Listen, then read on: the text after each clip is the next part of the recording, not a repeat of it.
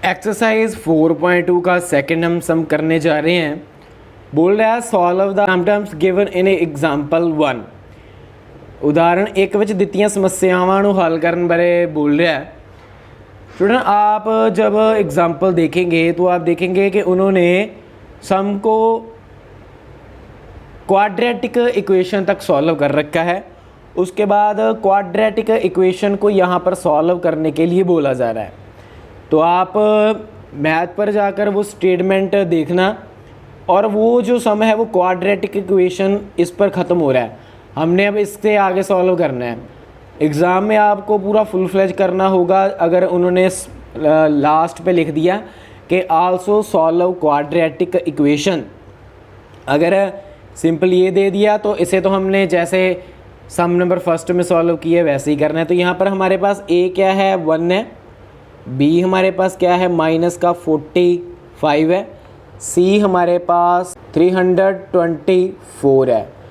हमने ए और सी को मल्टीप्लाई करना है। इसको 1 के साथ मल्टीप्लाई किया, ये ऐसे कैसे आ जाने का है। और जो बी है वो हमारा माइनस का 45 है।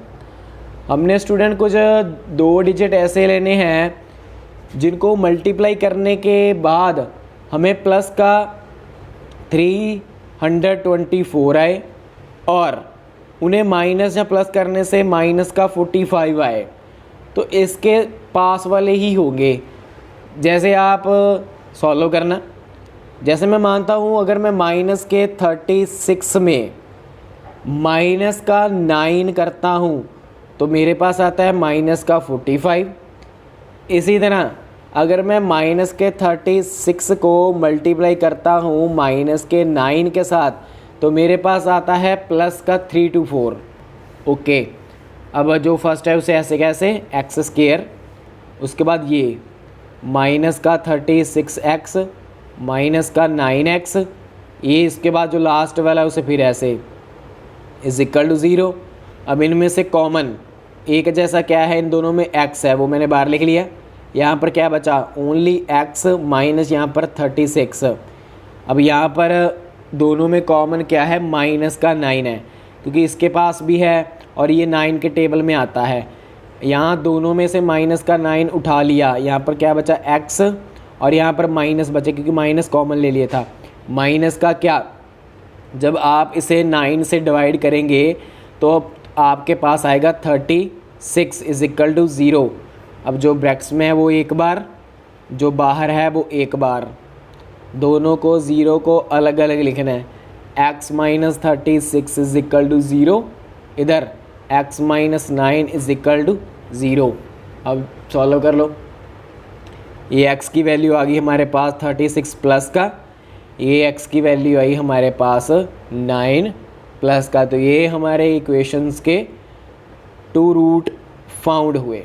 एग्जाम्पल में जो सेकंड सम दे रखा है उसकी क्वाड्रेटिक इक्वेशन ये है।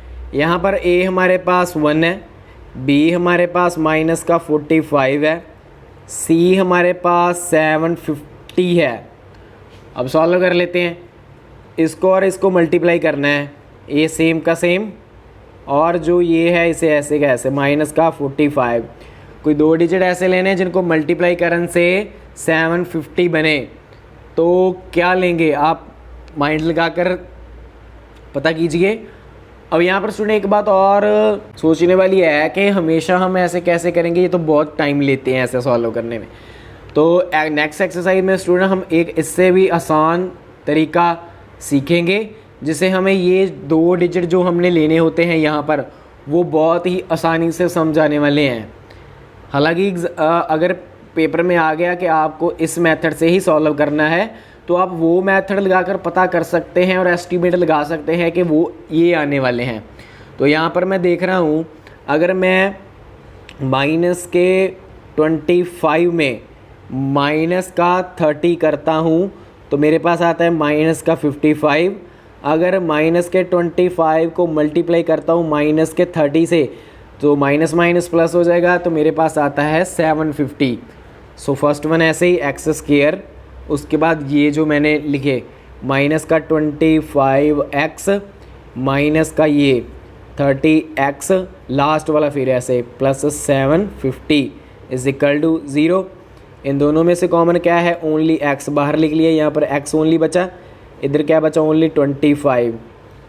अब इन दोनों में कॉमन क्या है, माइनस का 30, यहाँ पर x बच गया और यहाँ पर माइनस रह गया।